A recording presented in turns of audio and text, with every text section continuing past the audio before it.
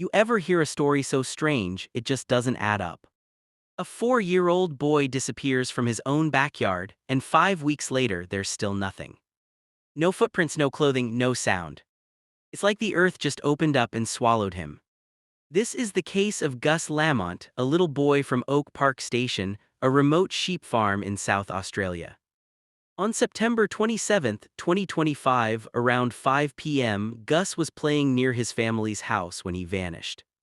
Now, weeks later, police have officially scaled back the search. Survival experts are confused, former detectives are whispering about foul play. And everyone's asking the same question: how can a child simply disappear in open desert land? Let's go back to that day. The sun was brutal, a dry, orange haze that stretches for miles. Out there, silence isn't peaceful, it's heavy. Gus had been helping his dad feed the animals. Around 5 p.m., he wandered off toward the sheds, maybe chasing a dog, maybe playing pretend. Minutes later, when his parents called out, there was no answer. At first, it was just panic, that kind of fear that hits your stomach instantly. They searched the yard, the sheds, every inch of the property. By sunset, they called police. And by nightfall, search teams, drones, and volunteers were flooding the area. Over the next few days, over 470 square kilometers of harsh terrain were combed, on foot, by air, even with heat-seeking cameras. Every possible survival scenario was tested. Could he have fallen into a borehole, been taken by animals? But every trail ended the same way, with nothing. One local volunteer told reporters, "It's like he just vanished into thin air." And that's not just an expression. Police confirmed no tracks, no scent, nothing belonging to Gus was ever found. So now, weeks later, the tone of the investigation has changed. On October 17th, the South Australia Police officially halted ground searches. Instead, they've begun what they call a new phase of investigation. That phrase, new phase, it's chilling, right? Because in true crime language, it often means they're no longer looking for a lost child, they're looking for evidence of something else. Reports from News.com.au and The Guardian say detectives are quietly interviewing people again, rechecking timelines, comparing statements. Some experts, including retired homicide detectives, have said openly, somebody else may be involved. And that's where the case takes a darker turn.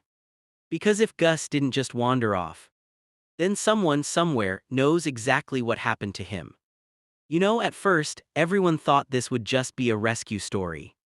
A kid wanders off, maybe gets lost in the scrub, tragic but simple. Except this time, the Outback gave nothing back. From the moment Gus was reported missing, the response was massive. Police, farmers, neighbors, everyone came together. Helicopters circled overhead, their spotlights cutting through the endless red dust. Search dogs were flown in, drones scanned the horizon, and ground teams walked shoulder to shoulder across miles of rough terrain. They searched 470 square kilometers, that's almost the size of the entire city of Canberra, and not a single trace of a 4-year-old boy. No clothing, no footprints, not even a snack wrapper. And trust me, in a place like Oak Park Station, that's almost impossible. Even survival experts were scratching their heads. Because if Gus had simply wandered off, there should have been something. A footprint in the dust, a scent picked up by dogs. But there was nothing. Imagine being that search crew, day after day, under a burning sun, combing through scrubland so empty it echoes. Every rustle of wind makes your heart jump. Every shape in the dirt, you stop, hopping at something. And then realizing it's just another shadow. One officer later told ABC News, "We don't understand how a child could disappear in open land like this without leaving a trace." And that's the line that hit everyone. Because even the police, the ones who have seen everything, sounded baffled. So as the days passed, the story shifted. This wasn't looking like a search anymore. It was starting to look like a mystery. By the third week, the language changed. No longer search and rescue. Now it was ongoing investigation. And that change in tone sent chills through the community. Families who'd driven hours to help started whispering, what if he didn't just get lost? Could someone have taken him? It's a small, tight-knit area, barely any traffic, just open dirt roads and silence. If someone did take Gus, how would they even get in or out without being seen? And if no one saw a vehicle, no one heard anything, then what else could explain this complete vanishing? That's when the police began quietly expanding their focus. They weren't just looking at the land anymore. They were looking at people. Neighbors, workers, family timelines. Because in every disappearance, no matter how strange, someone somewhere knows something. And that's where this story starts to twist into something darker. Because what came next would change how everyone saw this case. At first, everyone wanted to believe this was just an accident, that maybe Gus had wandered off and got lost. But after 3 weeks of silence, something started to change. Police weren't talking much anymore. And the few things they did say sounded different.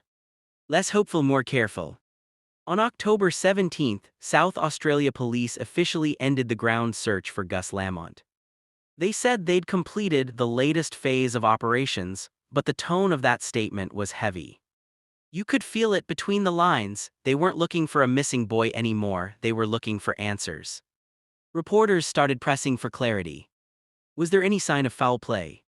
Police didn't deny it this time, they just said, "We're keeping all possibilities open." That's when speculation exploded. Because when investigators shift from search to investigation, it usually means one thing: they've seen something that doesn't fit. Experts began weighing in people like former homicide detectives who'd worked big cases before. And they all said the same chilling thing. It's almost impossible for a child to disappear in an area that open without leaving a single trace. About 64 You know, that hours, line stuck with of me search because effort. it's true. Search Even in the toughest is terrain, continuing. something always shows We up. have got But in number of Gus's troops on the case, there's ground. nothing. We've got water No operations animals unit, disturbed. all those resources No drag mounted. marks. So No we are personal actively items. searching Just silence. through the property. And that in hope- silence, that's what's making everyone uneasy. Because when nature doesn't explain it, people start to look at each other. Detectives reportedly began re-interviewing everyone: family members, workers on the station, even neighbors miles away. They revisited alibis, checked phone data, and remapped every step from that day. And while police haven't named any suspects, media outlets like News.com have quoted experts suggesting they're now exploring the possibility of third-party involvement. You can feel the tension building in the community. Some locals are still clinging to hope, maybe Gus is out there somewhere. But others, they're starting to whisper that maybe the truth lies closer to home. One article even pointed out eerie similarities to other unsolved cases. Children who vanished from rural properties where no evidence ever turned up, and families were left carrying the weight of suspicion. And while no one's been accused of anything, people can't help but ask. If Gus didn't walk away and no stranger came through, then what really happened that day? Because now, the case isn't just a mystery about a missing child. It's a story about trust, truth, and the terrifying possibility that someone isn't telling the whole story. And what investigators are starting to uncover next might finally explain why this case feels so different and so dark. So here we are weeks later. No trace of Gus, no closure, no peace. Just a family's empty home and a country full of questions. And the thing is, everyone has a theory. But the truth, nobody knows which one is right. Let's start with the first one, the wandering theory. Maybe Gus wandered off and got lost in the Outback. Simple, tragic, logical, but it's starting to fall apart. Search teams covered over 470 square kilometers, right? Survival specialists said a child that young could only survive a few hours in that heat. If he'd fallen, if he'd collapsed, if animals had gotten to him, there would have been something. A footprint, a shred of clothing, a clue. But 5 weeks later, still nothing. Then there's the abduction theory.